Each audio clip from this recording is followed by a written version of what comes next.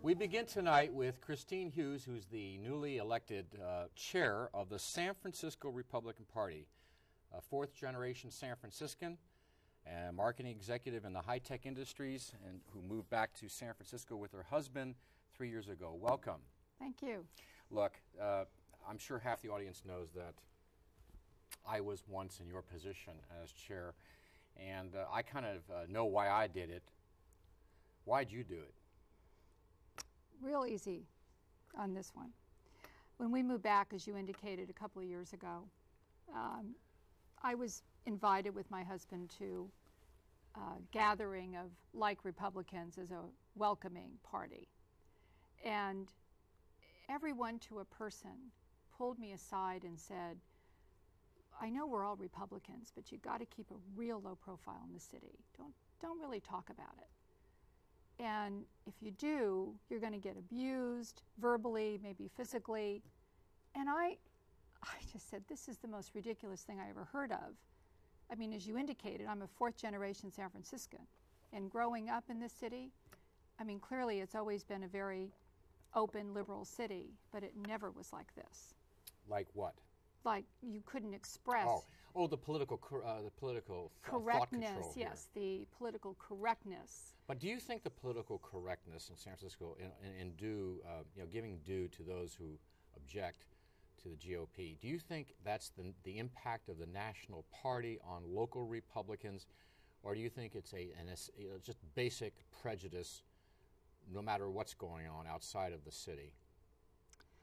Well, I have to say that I think that most people develop a perception of a party from what it does nationally. And clearly, at this point in time, we as Republicans are definitely challenged by the war in Iraq, the lack of fiscal responsibility, the issues of ethics within Congress. And that just exacerbates how people, if they have any view of Republicans, it just makes it a more negative view. What do you think personally of the ethical problems of the Republicans in Congress, outright clear scandals that really did a lot to punch a hole into the facade of self-righteousness of Republicans? How do you personally feel about that? Personally, I think it's awful. And the reason is that we elected the Republicans to go in and fix the issues that were there, and all they did was turn it around and do the same thing back what the Democrats were doing. So what do you say then to those in San Francisco who say, well, here in San Francisco, the Republican Party also holds themselves up as the fiscal warriors and the guardian of some kind of safe streets and all those topics. That's right. Why should we trust you?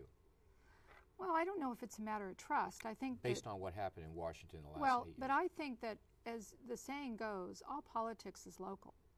And one of the challenges that I think that, I have as the new chairman coming in is to really address the relevancy of what Republicans endorse as values and how that relates to San Francisco.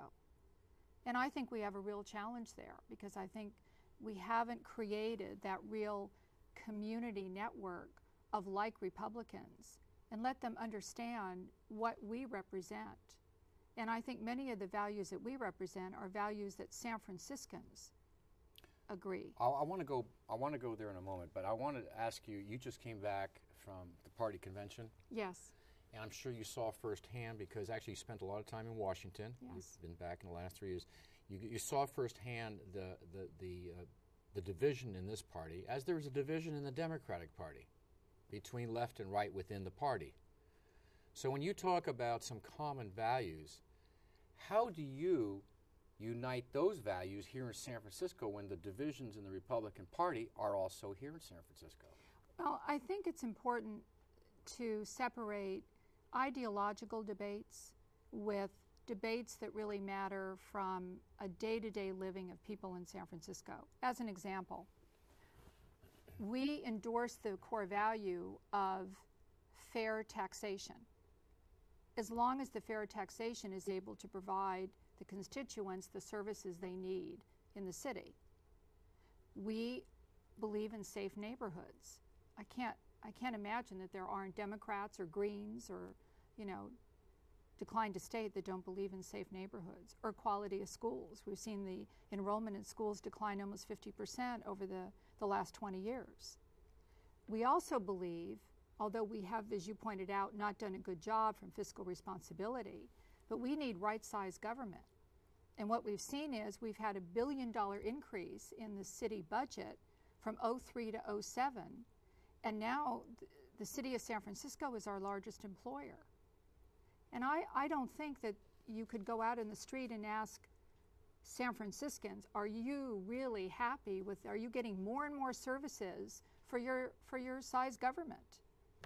Okay, I think that has a resounding effect. I mean, I would say that to answer your question, I think most viewers would agree with you. They would say, I agree with those. Okay, now let's take it to the next level. What does the Republican Party, as cursed as it is, what do? So you share those values. What do you do with that? You have 58,000 voters. We actually have less than that, Art. I'm sorry. Things have changed since I left, huh? We have 11%. Okay, so but you have one of the biggest blocks in San Francisco. Yes. What do you do with it then? What does the chairwoman, Christine Hughes, want to do, and what did you tell the committee you wanted to do to take it to the next level? What about the $1 billion fiscal explosion and the crime in the streets? So what are you going to do about that? Well, I believe in two fundamental things, because the purpose of a central committee, the purpose of the Republican Central Committee, the same as the Democratic Central Committee, is to do three things. One is we need to get out the vote. Number two, we need to register more Republicans. And number three, we need to elect Republicans. Now, number three, I think, is more of a challenge right now in the short term. But on the other two, registering Republicans and getting out the vote, my whole philosophy over the next 2 years is going to really focus on the whole precinct district operations, is creating a community of neighborhood Republicans, like Republicans, so that people, the Republicans in these neighborhoods around San Francisco, they feel relevant, they feel that they have a voice, and it's a strong voice, and they're visible in their community and the city at large. Number two, we just came off of Victory 06, electing Schwarzenegger. 30%, a little bit less, 29 and a change, of San Franciscans voted for Schwarzenegger. That's a pretty significant number. It's almost 70,000 in the runoff, and if you add the two Republican candidates, it was also 70,000, McClintock and Arnold Schwarzenegger. Right. So we know that the registration is 57,000. We know that Republicans probably, let's say 45, 50,000 on a good day voted. 20,000 more people who are not Republicans did vote for him. How do you tap into that group? Well, two things on what you just said. One is only 38% of Republicans voted in the June 06 primary. So we have, and I think that's systemic of the fact that Republicans don't think that their vote matters, but it does matter. And we have to get those Republicans to understand that what they believe in does matter for our city. Okay, we have then two levels. First one is you try to find common ground. You mentioned some common ground. Secondly, you build some kind of an operation. That operation has to endorse candidates, probably not Republican candidates, and ballot measures. But your number one candidate, or the Republican Party's number one candidate for the mayor, was Mayor Gavin Newsom.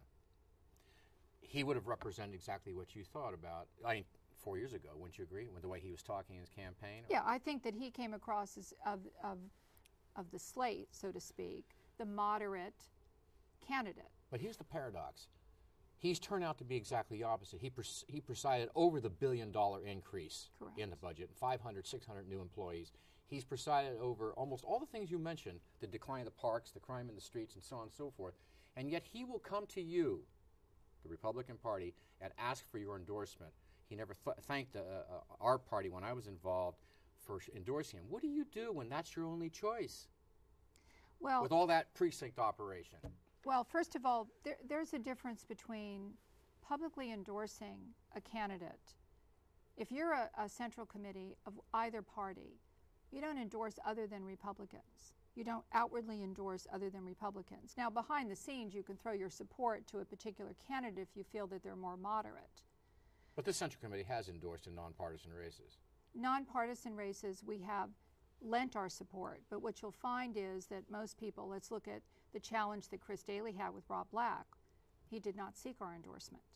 But the Republican Party was involved in that, indirectly. Well, indirectly, we felt it was important to have a more pragmatic, maybe moderate person in lieu of Chris Daley. Okay, but so what you're saying is that it's never a choice between good and bad. It's, I mean, you're going to have the situation with the most powerful office in San Francisco, the mayor's race. What I'm asking you is, do you basically pull in your pride, the fact that he did not thank you for your last endorsement, but look at the field of candidates and decide that's the best? Is that the best Republican Party can do, is just choose the best of what's out there? Well, unfortunately, maybe that's the situation we're in now. It takes a long time, as you know, to cultivate Republican candidates. It takes a long time, and I am clearly not going to sit here and say in 2 years we're going to be able to put Republican candidates on a ballot and they're going to win. Right, but I'm wondering if you feel a certain frustration in the fact that your only the Republicans' only choice, you weren't here then. Yes. The Republicans' only choice was Gavin Newsom. And to enact the kinds of principles you just talked about, almost to a letter, he broke. So the frustration is for not just Republicans but conservative Democrats and declined state who have your point of view. What do they do in the future to affect policy if that's the kind of choice you're given? Right, I understand what you're saying. Well, number one, we don't know who else is going to enter the race. I clearly think that the mayor will be challenged, but I have no idea if these candidates will be more progressive, maybe one or two, maybe more moderate. I have no idea right now. I think it may be a little bit early for that.